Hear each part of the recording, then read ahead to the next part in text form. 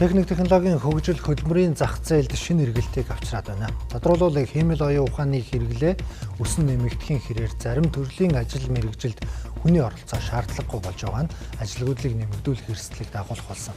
За тэгвэл нөгөө талдаа хэмэл оюун ухааныг ашиглах ур чадвартай ажилтнууд хөдөлмөрийн зах зээлд зайлшгүй шаардлагатай болж ирсэн байна.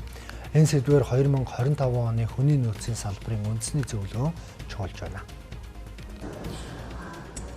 За жил бүр болдог Монголын хүний нөөцийн салбарын үндэсний зөвлөгөө энэ удаад технологийн хөгжил, түүнийг дагсан хүний хөгжлийн асуудлуудыг чухалчлан хэлэлцэж байна. Учир нь хэмэл оюун ухаанд суурилсан бүтээгдэхүүн үйлчилгээнүүд олширхын хэрээр хүний оролцоо багасж байгаа ч нөгөө талдаа энэхүү технологийн дэвшлүүдийг ашиглаж чаддаг мэргэжилтэй ажилтан хамгийн ихээр шаардлагатай болжээ. Цаашдаа бид нар ер нь хэмэл оюун ухааныг хэрэглээ болгоно. Тэгэхээр ажилтнуудын өмнө бол хэмэл оюун ухааны хэрэглээний ур чадвар гэдэг юм уу те.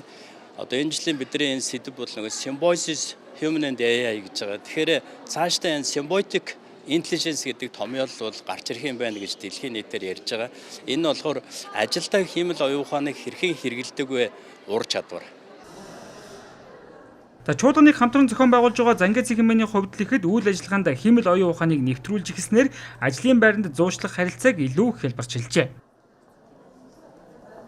Ажил олгогч талдаа бидгээд 8 AI-ыг бас шингээж өгсөн байгаа. AI болон технологийн шийдэл нийлээд 8 байгаа шүү. За тэнгуут ажлын байрыг нь аль болох нөгөө бүтээмжтэй ажиллах, илүү хурдан үр дүнд хүрэх гэдэг онцлог байгаа. Энэ дээрээс харах юм бол бид нар ажлын 2 дахь хөнгөвчлөх шийдлүүд шингээгээд өгсөн байгаа юм онцлогтой шинжилтүүд болсон. Тэгэхээр манай Зангийн MM нь болохоор одоо AI чиглэсэн шинжилтүүдийг болон бас нийгэм улсад хэрэгцээтэй тийм шинжилтүүдийг бас тогтмол хийж явж байгаа юм платформ байгаа.